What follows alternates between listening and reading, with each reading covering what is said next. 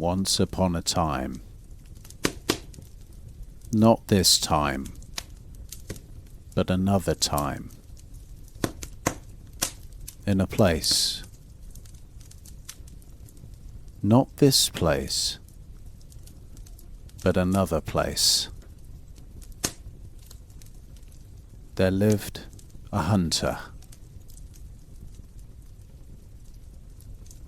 And this hunter lived in a cabin on the edge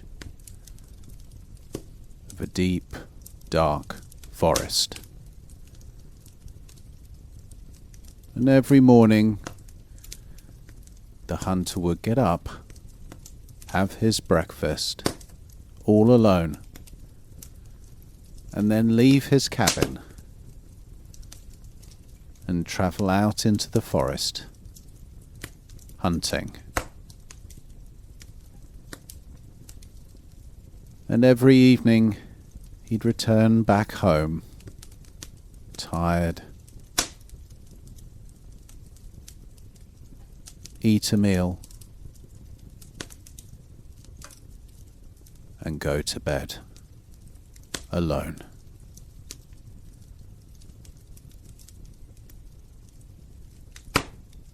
One day when he was returning from hunting all day, as he reached his cabin, he saw there was a plume of smoke coming out of his chimney. The hunter felt scared. Who was inside?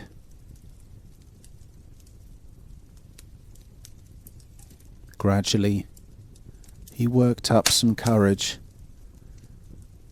and gingerly moved towards the door of the cabin. And opening it, there was no one inside. But there was a pot of stew on a roaring fire, bubbling.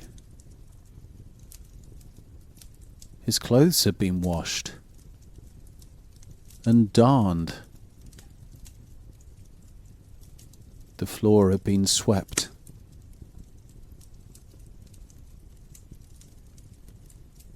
The hunter was confused,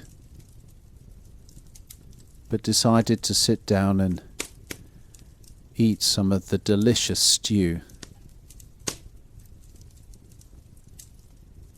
And then he went to bed, still none the wiser as to who had cooked a meal, cleaned his cabin, washed and darned his clothes. The following morning he went out hunting again, and when he returned, another stew was waiting for him, and his cabin had been cleaned once more.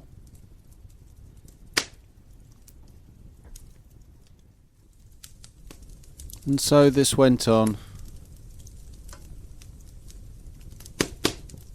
for some time, until the hunter grew so curious as to who was cooking these delicious stews that he decided to come home early one day.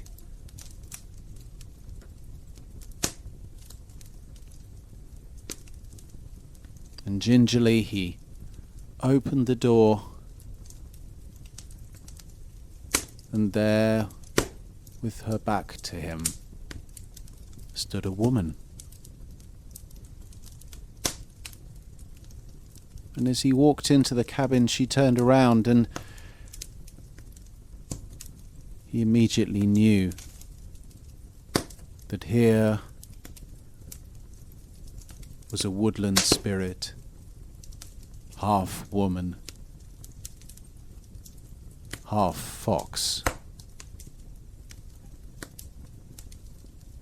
And the fox woman beckoned to him, invited him in, and to sit down, and she served him some stew.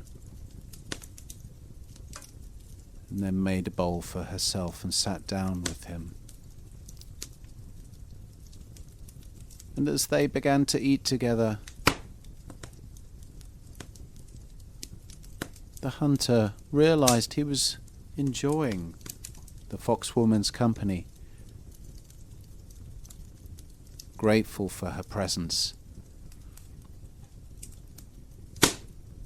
and a warmth was spreading through his veins in a way that he had not experienced in a very long time. And so when the meal was at an end, and the foxwoman said, "I could stay here and cook and clean and darn your clothes," the hunter said, "Yes." And he was delighted.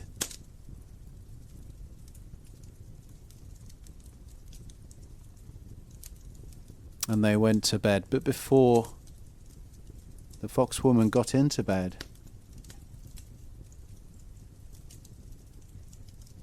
she took off her pelt and hung it on the door. The next morning, the hunter went out hunting as usual, and when he returned, the foxwoman was waiting for him with a stew and a cleaned cabin. And on it went, day after day. But the hunter began to notice something. A smell. A rich, musky smell was beginning to get stronger and stronger inside the cabin.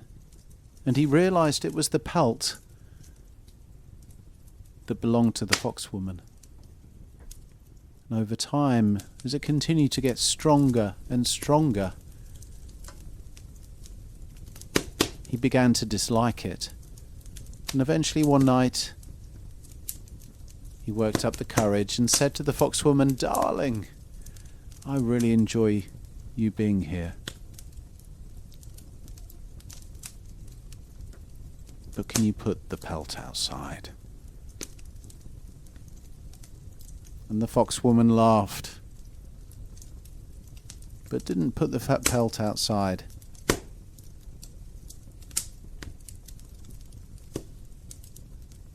And so it carried on, the smell of the pelt seeming to get stronger and stronger, richer, muskier,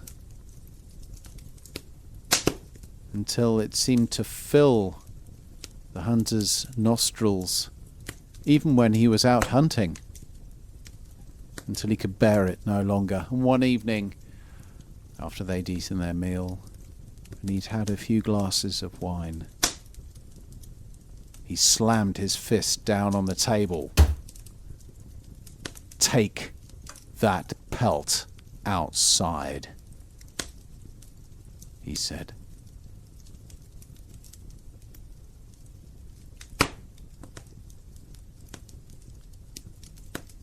The following morning, the foxwoman was gone.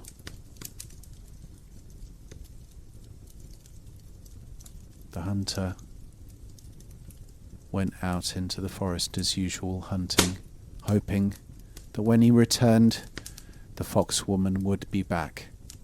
But she wasn't. And the next day, and the next day, and the next day, the same.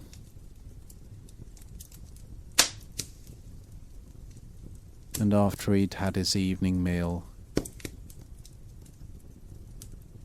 the hunter grew accustomed to standing in the open doorway of his cabin, staring out into the dark forest.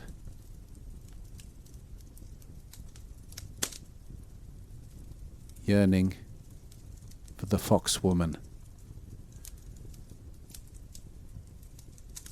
and feeling alone.